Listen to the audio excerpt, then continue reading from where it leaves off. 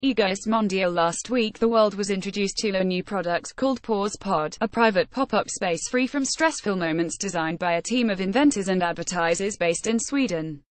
While it did receive some initial positive press, it was almost instantly and thoroughly mocked on social media, in part for some of its silly-sounding features, night on demand, and its overly dramatic pitch video.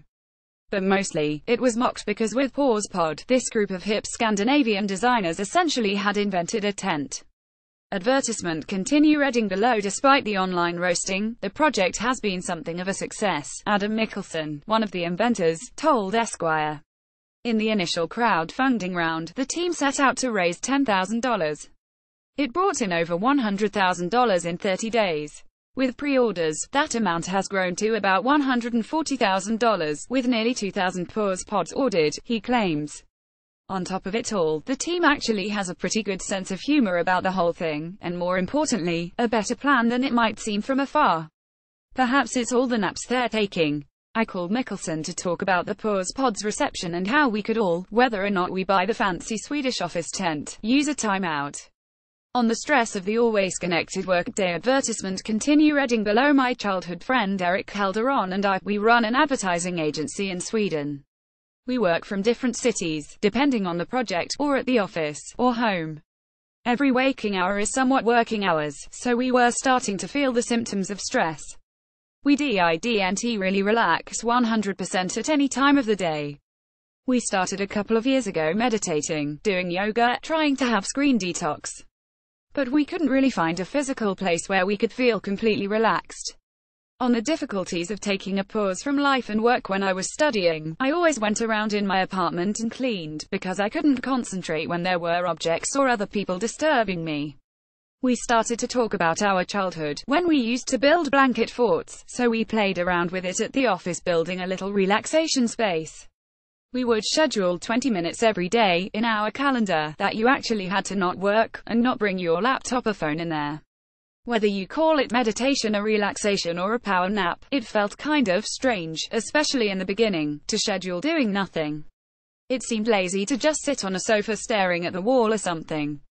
We had to make it into an event in order for it to happen.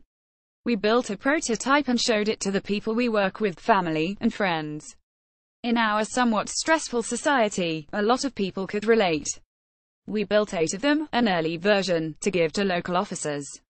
We decided to try it out on crowdfunding, but we never really expected it to go that well, or to get any media attention and sales requests.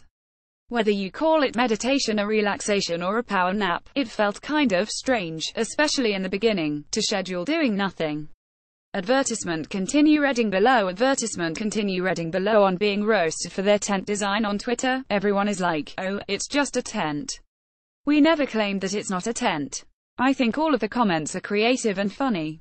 It's definitely not a relaxation solution for everyone. It's divided people. You get it if you're familiar with feeling stressed and doing meditation and mindfulness.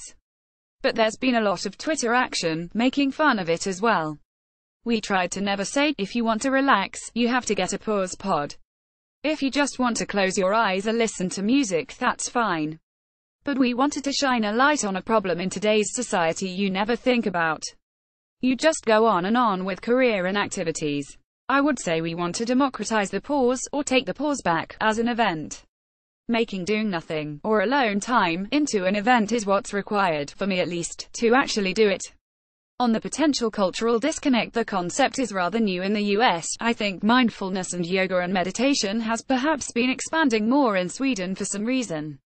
We don't have much sunlight, so we need to do stuff, but with the internet and Twitter and the haters, if you post something funny about something, it has a bigger chance of going viral.